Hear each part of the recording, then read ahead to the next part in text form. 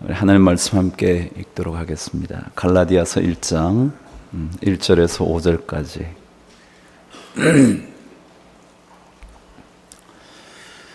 저와 한 목소리로 말씀을 천천히 한번 묵상하면서 읽어보도록 하죠.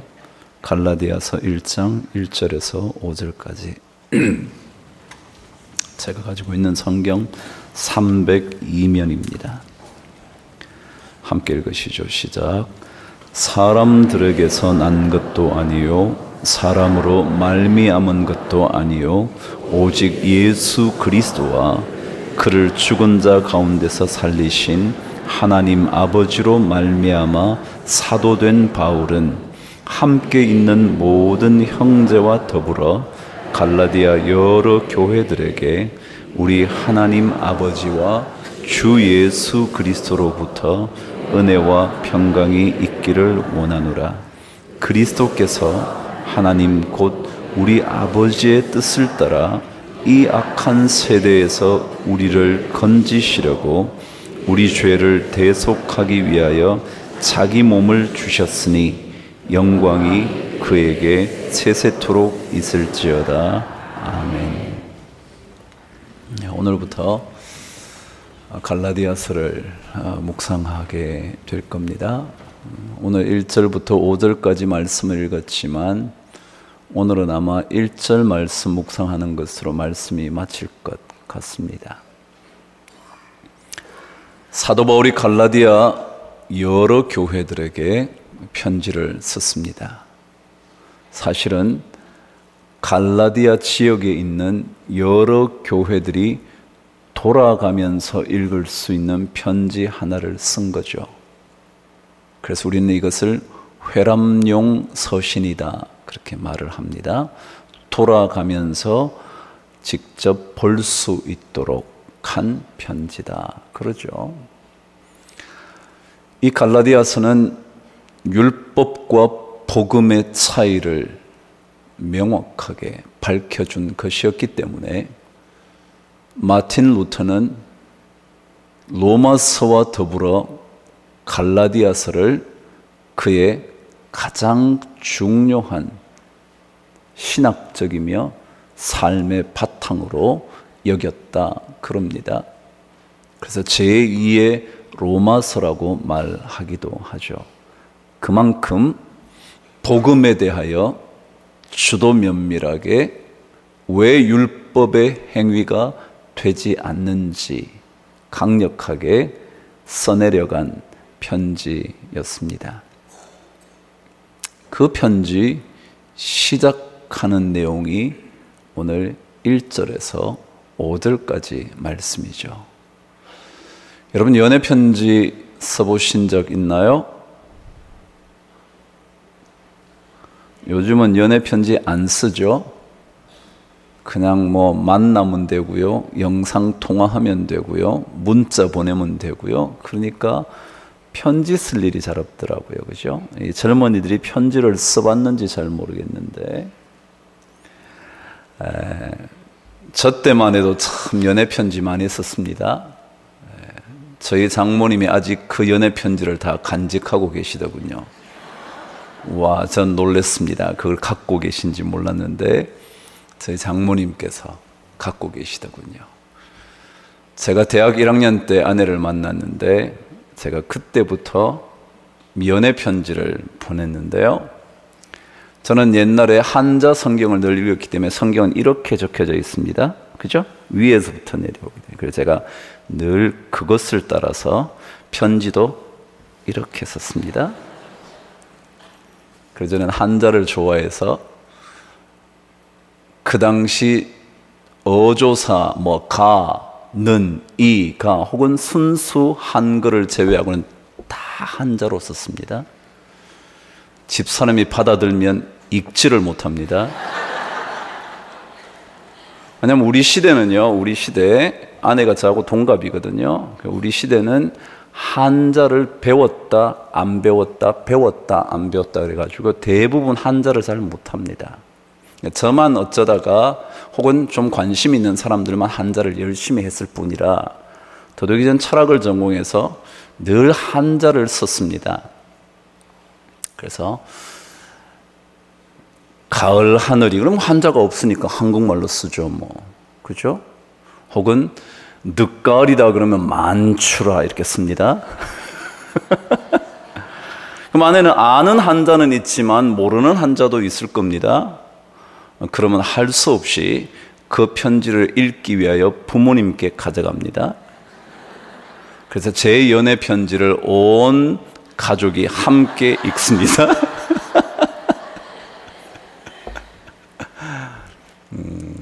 그래서 제가 장인어른께 점수를 땄다 그러더군요.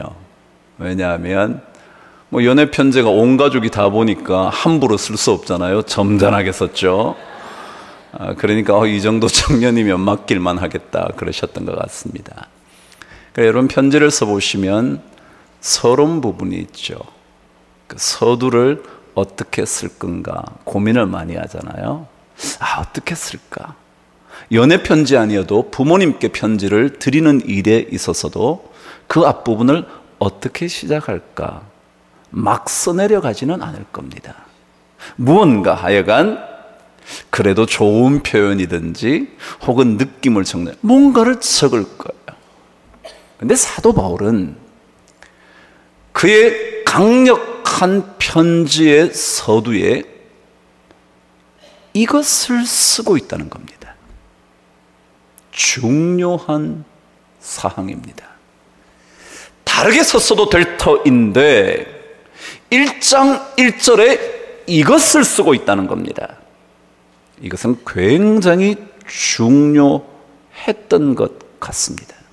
적어도 사도 바울이 자기 자신의 편지를 이렇게 시작하고 있는 데에는 이유가 있을 거라는 겁니다. 그리고 사실 대부분의 사도 바울의 편지의 서두에는 이 말이 반드시 들어가 있었습니다. 다시 한번 저와 함께 1절을 읽겠습니다. 시작. 사람들에게서 난 것도 아니요 사람으로 말미암은 것도 아니요 오직 예수 그리스도와 그를 죽은 자 가운데서 살리신 하나님 아버지로 말미암아 사도된 바울은 이라고 적었습니다. 그의 대부분의 편지에 로마서, 고린도 전후서, 갈라디아서, 에베소서, 디모데 전후서 대부분의 편지에 빠지지 않고 들어가 있었던 한 내용, 그게 뭐냐면 사도된 바울이라는 것이었습니다. 예수 그리스도와 그를 죽은 자 가운데서 살리신 하나님 아버지로 말미암아 사도된 바울이라는 것이었습니다. 사도된 바울. 다시 말하면 사도 바울은 그의 편지에서 첫머리 서두에서 나는 도대체 누구인가? 라는 것을 밝히고 있다는 겁니다. 나는 누군가? 나는 누군가? 여러분 한번 생각해 보시죠. 갈라디아서는 1차 전도 여행을 마친 이후에 보내어진 편지라 그럽니다. 그렇다면 1차 전도 여행 때 사도 바울이 얼마나 복음을 위하여 몸부림쳤는지, 더더욱이 1차 전도 여행 때니까 많은 교회들을 세우기 위하여 사도 바울이 얼마나 헌신했는지 너무도 명확하게 기억하고 있는데, 다시 말하면 바울을 모를 사람 없는데 왜 자기 자신이 누구인가를 다시 밝혔던 걸까요? 다 알고 있는데 우리 교인들에게 강북제일교회 황영택 담임 목사가 이거 쓸 필요가 없는 거죠. 다 알고 있는데 왜 알고 있는 내용을 바울은 쓰게 됐던 걸까요? 1차 전도 여행 그때 강력한 그의 이미지가 살아있을 텐데, 기억하지 못할 사람이 없을 텐데 왜 그가 자기 자신을 소개하고 있는 걸까요? 나는 예수 그리스도와 그를 죽은 자 가운데서 살리신 하나님 아버지로 말미암아 사도된 사람이라고. 다시 말하면 나는 사도라고.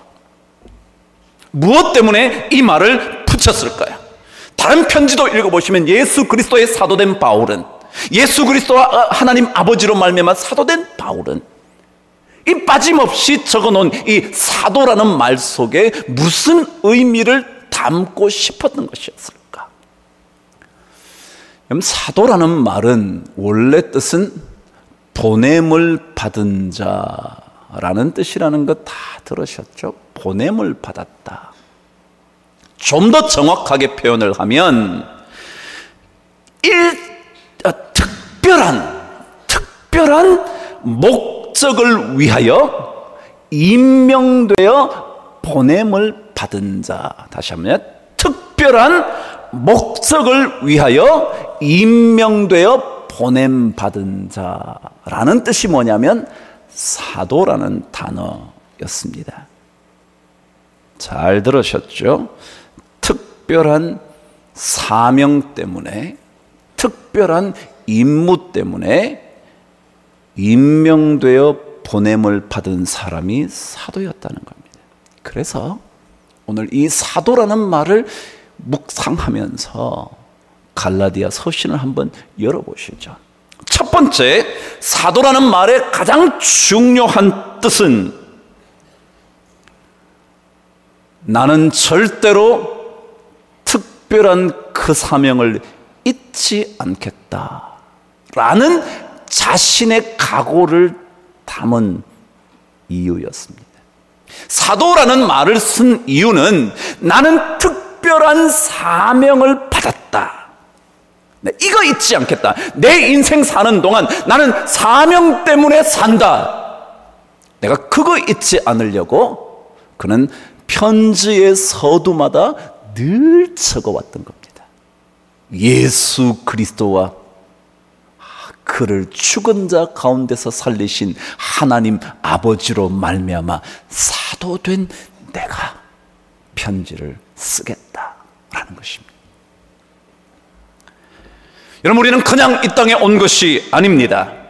정말 어떤 철학자들처럼 그냥 우연히 세상에 던져진 존재가 아닙니다. 어쩌다가 그냥 하룻밤 사이에 생겨난 생명체가 아닙니다. 아무런 이유도 없이, 아무런 목표도 없이 그냥 살게 내버려 둔 그런 존재가 아닙니다. 사도라고 사도 바울이 말했을 때는 나는 특별한 사명 때문에 이 땅에 왔고 지금 그리스도를 위하여 살고 있다고 강조하는 겁니다. 사도 바울이 다메섹에서 회심을 한 이후에, 새로운 깨달음으로 삶을 바꾼 이후에 그는 철저하게 고백하고 싶어 했습니다. 나는 특별한 사명 때문에 지금부터 산다고. 그냥 그렇게 사는 것이 아니라고. 그래서 우리가 이 말을 읽을 때 우리도 이런 고백을 담아야 합니다. 우리에게도 사명이 있지 않을까? 우리도 그 사명 따라 살아야 되는 것은 아닐까? 그냥 사는 인생이 아니라, 그냥 어쩌다가 주어진 삶을 살아가는 것이 아니라, 한평생 그냥 그렇게 살다가 가고 마는 인생이 아니라, 특별한 사명 때문에 내가 이 가정에 태어난 것이라고, 내가 이 학교에 입학하게 된 거라고, 내가 이 직장에 입사하게 된 거라고. 그 사명이 있어야 된다. 여러분, 옛날에 이런 노래 들어보신 적 있나요? 제가 한번 불러볼 테니까 눈을 감고 한번 들어보시죠. 광막한 황야에 달리는 인생아, 너는 무엇을 찾으러 왔느냐 이래도 한 세상 저래도 한 세상. 이런 노래 들어보셨나요? 이 노래가 무슨 노래인데요? 제목이 뭐냐면 사의 참입니다. 여러분 잘 들으세요. 광막한 황야에 그냥 어쩌다가 와서 살다 간다. 너 못하러 왔냐? 이래도 한 세상이고 저래도 한 세상이고 돈도 명예도 사랑도 다 필요 없는데 그냥 살다 가는 거지 라고 생각하면 그게 뭐라고요? 죽음 같은 인생을 사는 거라고요. 사의 찬미라고요. 사의 찬미. 우리는 그냥 와서 그냥 살고 가는 게 아닙니다. 그거는 죽음 같은 인생을 사는 거지 사는 인생이 아닙니다. 우리는 그런 노래 부를 수 없습니다. 어쩌다가 태어나서 광막한 인생을 황야처럼 달리다가 찾을 것도 없는데 다 찾아보니까 허무하고 공허하고 그런 것밖에 없는 인생, 그냥 살다 가는 거지 라고 말하는 인생이 아니라는 겁니다. 사도 바울이 자신을 소개하며 사도라고 말했을 때 그 의미는 우리는 사명이 있어 왔지 그냥 사는 것 아니지.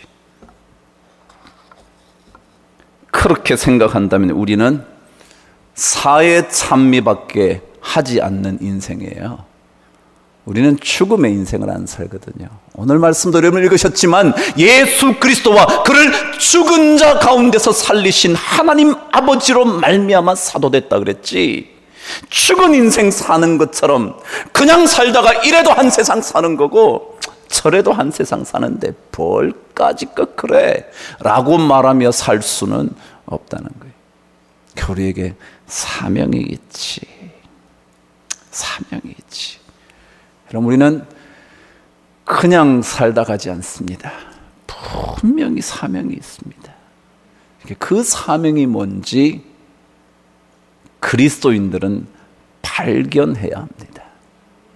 그 사명이 뭔지 묵상해야 합니다. 그리고 그 사명 따라 어떻게 살아가야 하는지 결단해야 합니다.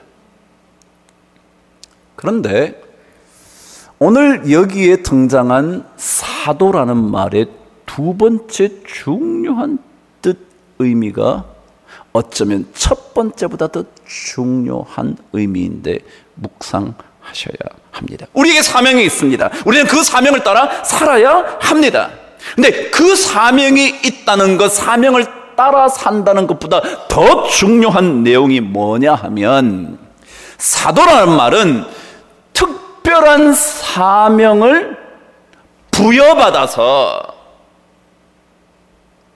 위임받아서 그 사명을 이루려고 파견된 사람이다라는 거예요. 다시 한번요. 우린 사명 때문에 이 땅에 왔습니다. 그런데 그 사도라는 말은 이 사명, 특별한 사명이 내 사명이 아니라 나를 보내신 사람이 사명을 부여해 준 겁니다. 너는 이렇게 살아야 돼. 너는 이 일하고 와야 돼. 라고 보냈다는 겁니다. 다시 말하면 내가 이 땅에 온 것은 내 사명을 쫓아 살다가 인생을 마감하려고 하는 것이 아니라 내가 계획하고 내가 무언가를 이루려고 생각하고 있는 그 사명, 어떤 목표, 목적을 위하여 살려고 이 땅에 온 것이 아니라 나를 보내실 때 나에게 부여해 준 사명이 있다. 그러니까 나를 보내신 분의 사명이 있다. 그걸 인식해야 사도라는 낱말을 고백하는 사람이다. 여러분, 만일 우리가 나를 보낸 사람의 사명을 생각하지 않으면 우리는 사명 쫓아 산다고 할 때 그것은 의미가 뭐냐면 내 야망과 내 삶의 목표와 내 삶의 성공을 위하여 사는 인생밖에 되지 않습니다. 우리는 그런 인생 안 삽니다. 나를 보내실 때 하나님께서 나를 통하여 이루고 싶은 일이 있을 텐데 그게 뭘까? 그게 뭘까? 여러분, 우리가 만일 사명 요즘 얼마나 많이 듣습니까? 그 사명에 대하여 자기가 생각하고 있는 사명, 내가 계획하고 있는 목표, 내가 이렇게 해야지 라고 생각한다면 세상 사람들이 말하는 사명의식이라는 말 하나도 다를 것 없는 그런 이야기를 교회에서 하는 겁니다. 그런데 교회는 그렇지 않습니다. 내가 사명 따라 산다 그럴 때 그 사명은 내가 뭔가를 만들어낸 사명이 아니라 나를 보내신 분이 나에게 맡겨준 사명. 너 이거 하고 와야 돼. 마치 심부름을 보낼 때 너 이거 하고 와. 그러니까 그 일을 하고 와야지. 자기 혼자 가서 자기가 하고 싶은 것을 하고 오는 게 아니다.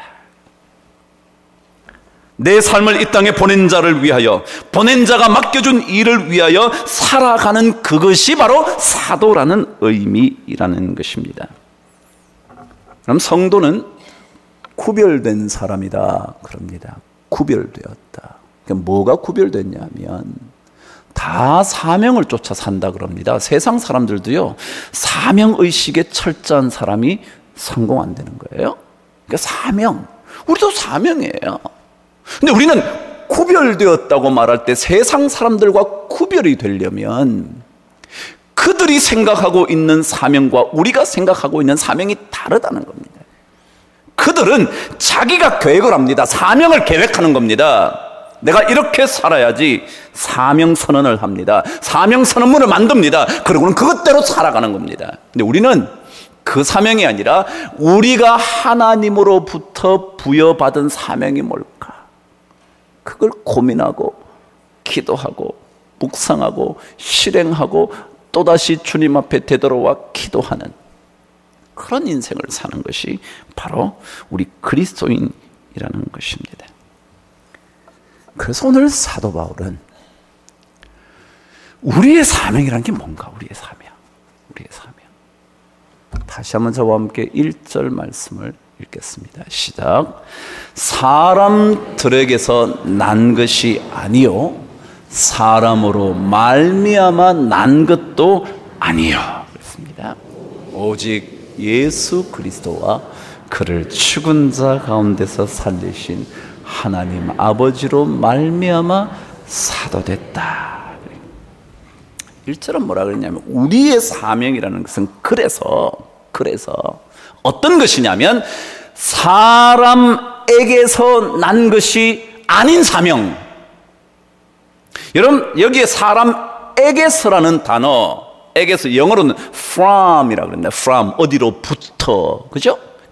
헬라는 아포라는 단어인데 이 단어는 기원을 의미합니다. 기원, 어디로부터 나왔다 이런 거예요. 그럼 우리의 사명이 어디로부터 나왔다고요? 사람으로부터 나온 게 아니다. 사람이 나로부터 나온 게 아니다. 중요합니다. 우리 생각이 어디로부터 나왔냐 말이죠.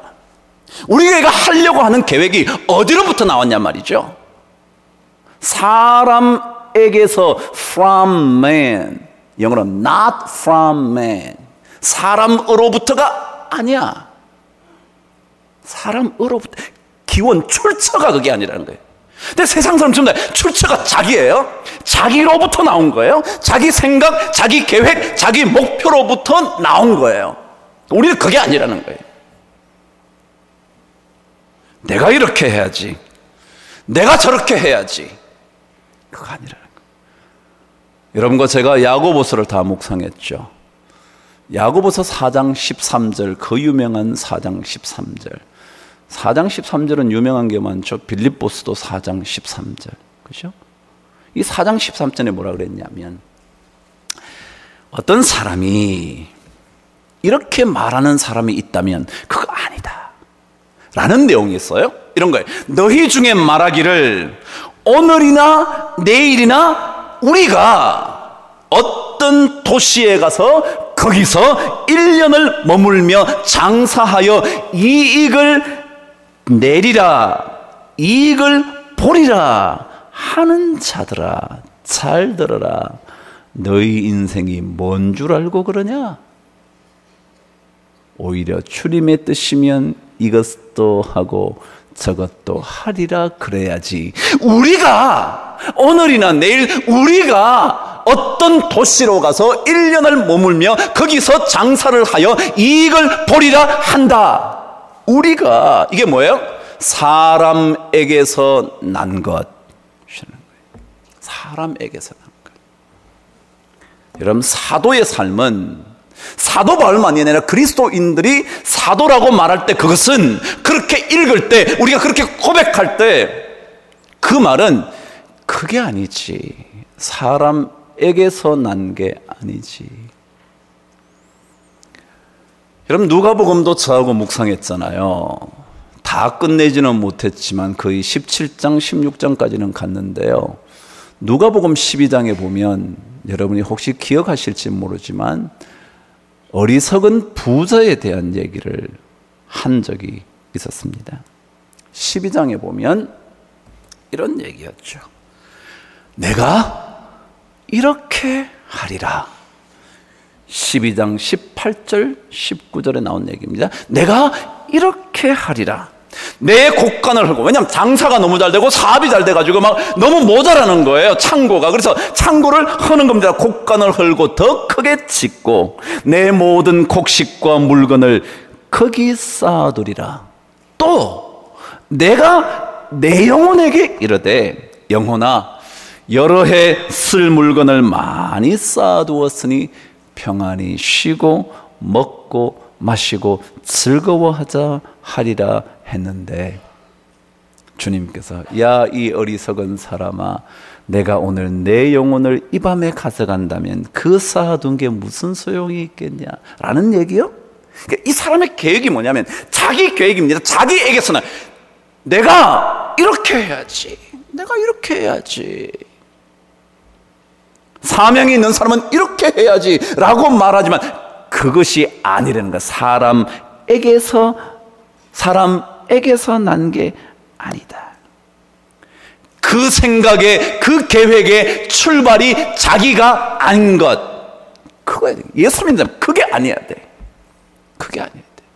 돈 버는데 내가 돈을 잘 벌어서 우리 가정을 잘하고 어쩌고 해서 나중에 하고, 요즘은 뭐 늙으면 뭐 먹을 것도 없이 뭐 연금 올해는 사는데 뭐 돈이 없어 안 되니까 연금을 이게 내 계획과 내 생각이 기원이라면, 출처라면, 출발점이라면 그거는 아니다. 사람에게서 난 것이 아니다. 두 번째는 뭐라 그러냐면 사람으로 말미암은 것도 아니요. 사람으로 말미암은 것도 아니요. 이것을 영어는 어떻게 표현했냐면 by man, 그래서 by 뭐뭐에 의하여, 사람에 의하여 된 게 아니다. Not by man, 사람에 의해서 된 게 아니다. 근데 이 단어요, 디아라는 헬라어의 단어는 중요한 뜻이 있어요. 그 첫 번째가 뭐냐면 방법이라는 겁니다. 방법. 그러니까 사람의 방법으로 하는 게 아니다. 사람 방법을 쓰는 게 아니라 사람 방법. 근데 특별히 방법이라는 말은 방법을 이루기 위하여 힘을 쓰는 거예요. 그러니까 누구에 의해서 된 거야, 누구 의해서 된 거라고, 우리 교회가 누구 의해서 된 거라고요 라고 말할 때 힘, 애를 쓴 것, 그걸 뭐라고 하면 by라고 씁니다. 누구에 의해서. 우리 교회 누구에 의해서 세워졌지? 마치 예전부터 섬겨왔던 교인들이 이 교회에 세웠지. By them, 그들에 의해서 라는 뜻이에요. 근데 그게 아니라는 겁니다. 그러니까 자기 힘으로 말미암아 되어진 것이 아니라는 거죠. 그래서 오늘 성경에 사람으로 말미암은 게 아니다. 여러분 사업 잘하시나요? 돈 좀 버셨나요? 공부를 잘하셨어요? 머리가 좋으셨나요? 여러분의 힘으로 말미암아 되어진 게 아니다. 이걸 고백해야 사도다. 그런데 두 번째 이 으로 말미암아라는 디아, 영어로 by라는 단어의 중요한 뜻은 누구누구를 위하여라는 뜻입니다. 누구누구를 뭐라고요? 위하여. 마치 영어의 for라는 뜻과 비슷합니다. 누구를, for him, 그를 위하여 라는 것처럼 위하여라는 단어가 이 디아라는 단어 뜻입니다. 다시 말하면 사람을 위하여, 자기를 위하여, 내 인생을 위하여 내가 열심히 살아야지. 우리 가족을 위하여. 우리 전부 다 마실 때 뭐라 그러죠? 위하여. 근데 오늘 성경은 우리가 사도라고 말할 때 그 뜻은 뭐냐면 사람을 위하여, 다시 말해 자기를 위하여. 첫 번째, 자신의 힘으로 인하여, 자신의 힘에 의하여, 혹은 자신을 위하여가 절대 아닌 인생을 사는 것, 그게 뭐냐면 사도의 삶이다.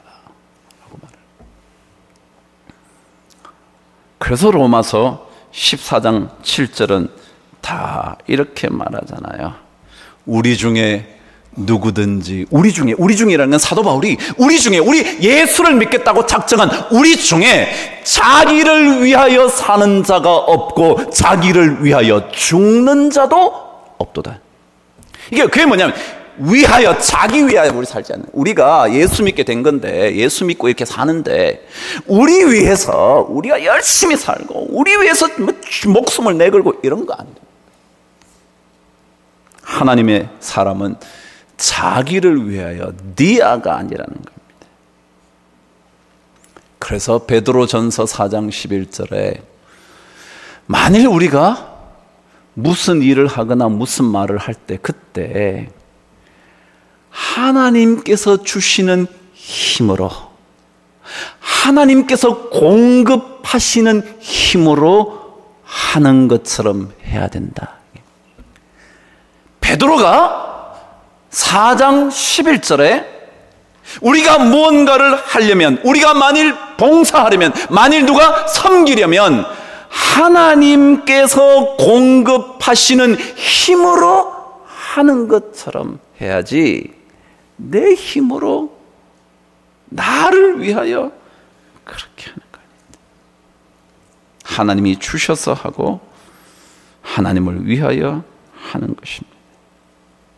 그래서 사도로 살아간다는 것, 사도의 인생으로 산다는 것, 왜 사도 바울이 그의 편지 첫 머리에 나는 사람에게서 난 것도 아니요 사람으로 말미암은 것도 아니요 오직 예수 그리스도와 그를 죽은 자 가운데서 살리신 하나님 아버지로 말미암아 사도됐다 그러나, 이게 중요하거든요.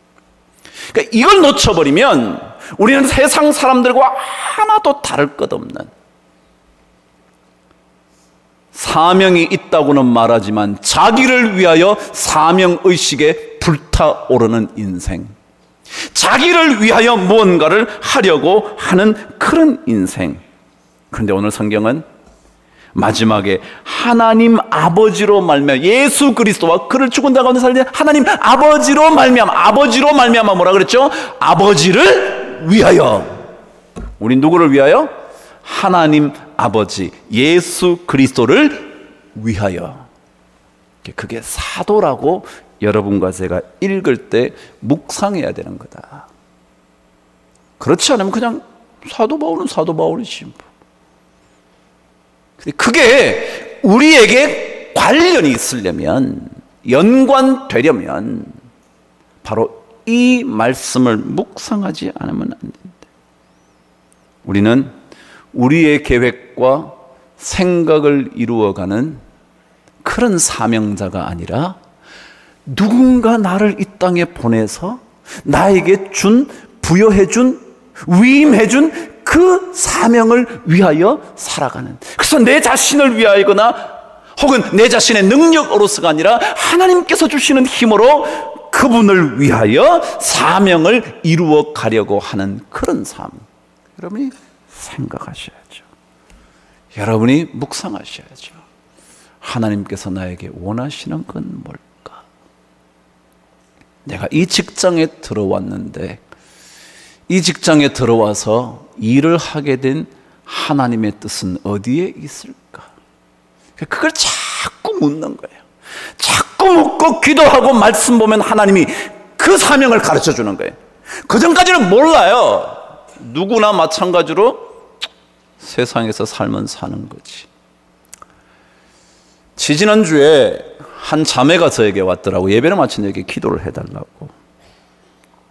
젊은 자매였어요. 시집도 안 간 자매인데, 목사님 기도 좀 해주시죠. 그게 뭔데요?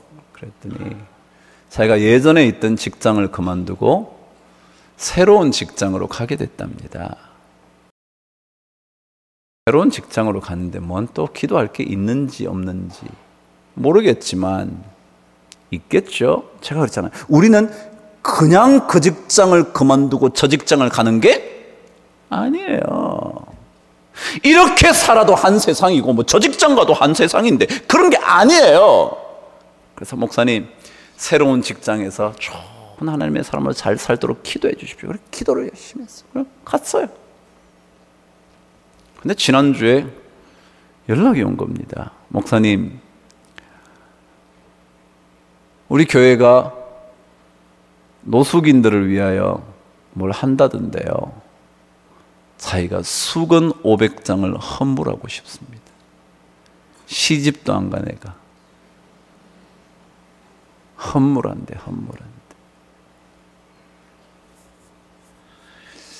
여러분, 이거요, 우리 예수 믿는 사람은요, 이 사명이 있어요. 그 사명이 자기를 위하여, 자기가 잘 되려고 그런 거예요. 예수 그리스도와 그를 죽은 자 가운데 살리신 하나님 아버지로 말미암아 그 사명을 이루어가는 사도로 살아가는 거예요.